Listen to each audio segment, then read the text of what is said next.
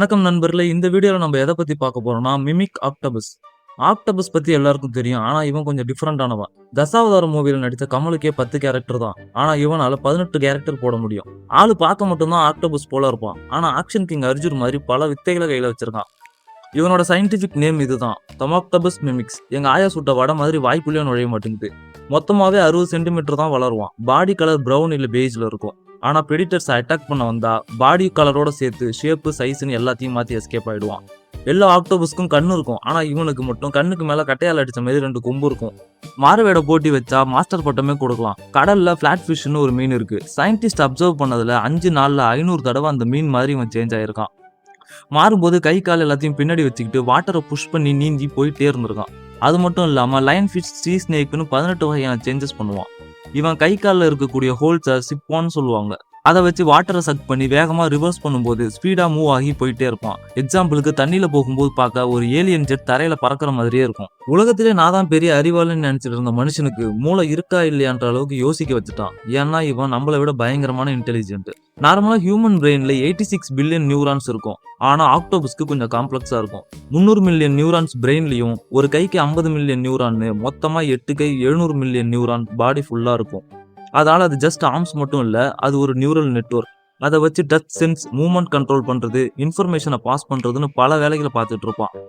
இவனால கேமோஃப்ளேஜ் மட்டும் இல்ல, மனுஷங்க எப்படி அடிபட்டு மிதிப்பட்டு ஒரு விஷயத்த கத்துக்கிறாங்களோ அதே போல இதுங்களும் எக்ஸ்பீரியன்ஸ் பண்ணி அதுல இருந்து லேர்ன் பண்ணிக்க முடியும். எப்படி கொலம்பஸ் அமெரிக்காவை கண்டுபிடிச்சாரோ அதே மாதிரி 1998ல இந்தோனேஷியால இருக்கிற சுலோவேசி ஐலாண்ட்ல இவனை கண்டுபிடிச்சாங்க. கண்டுபிடிச்சு காது குத்தாம பேரும் வச்சுட்டாங்க. அப்புறம் இவன் ரெட்சியில இருந்து gulf of Oman, Philippines, gulf of Thailand, New Caledonia, Great Barrier Reef வரைக்கும் இனப்பெருக்கம் பண்ணி ரேஞ்ச் எக்ஸ்டெண்ட் ஆகி போயிட்டே இருக்கான். எப்படி கள்ளக்காதர்களுக்குலாம் ஒரு மீட்டிங் பாயிண்ட் இருக்குமோ அதே போல இவனுக்கும் இருக்கு. நதியும் கடலும் சேர்றதுக்கு ஒரு இடம் இருக்கும். அது பேர் ஈஸ்டரின்னு சொல்லுவாங்க. அங்கதான் சுத்திட்டு இருப்பான். அதிகபட்சம் தண்ணிக்குள்ளேயே 15 மீட்டர் தான் போவான். மோஸ்டா இவனை அதிகமா இந்தோனேஷியால தான் பார்த்துருக்காங்க. மிமிக் ஒரு கார்னிவோர். இவன் மாறுவேடம் போடுறதே மர்டர் பண்றதுக்காக தான். அதனால சின்ன சின்ன மீன், நண்டு, புழுவெல்லாம் பிடிச்சி சாப்பிட்டுருவான். இவன் 2 வகையா ஹண்டிங் பண்ணுவான். ஒன்னு இறைய பார்த்துட்டு பின்தொடர்ந்து போய் ஹண்ட் பண்றது, இன்னொன்னு ஃபோர்ஜர் டைப். பொறுமையா கல்லுக்கு அடியில, பவரப்பாலையில இது போல இடத்தெல்லாம் தேடி தேடி ஏதாவது இருந்தா கையில இருக்கிற சக்கிங் கப்பை வச்சு உள்ள இழுத்து சாப்பிட்டுருவான். இப்பதான் ரியல் கதையே ஸ்டார்ட் ஆகுது. பிரெடேட்டர் வந்தா மத்த சி அனிமல் என்ன பண்ணும்? கடலோட என்விரான்மெண்ட்டுக்கு கேமோஃப்ளேஜ் ஆகும். ஆனா இவன் அப்படியே ஆப்போசிட்.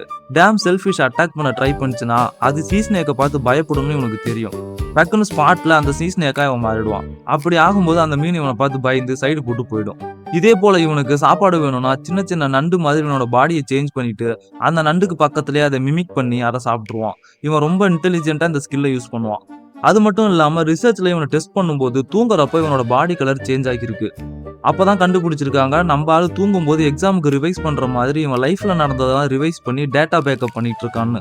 இது வரைக்கும் இவன் ஏமாத்திட்டு இருந்தது மூவிங் அனிமல்ஸா மாறி, பட் இவனால ஸ்டேஷனரி ஆப்ஜெக்ட் மாதிரி கூட மாற முடியும். எக்ஸாம்பிளுக்கு சாண்ட், ராக்ஸ், கோரல், ஆல்கே இது மாதிரி மாறி பக்கத்துல வர்ற இறைய டபக்குன்னு பிடிச்சுவான்.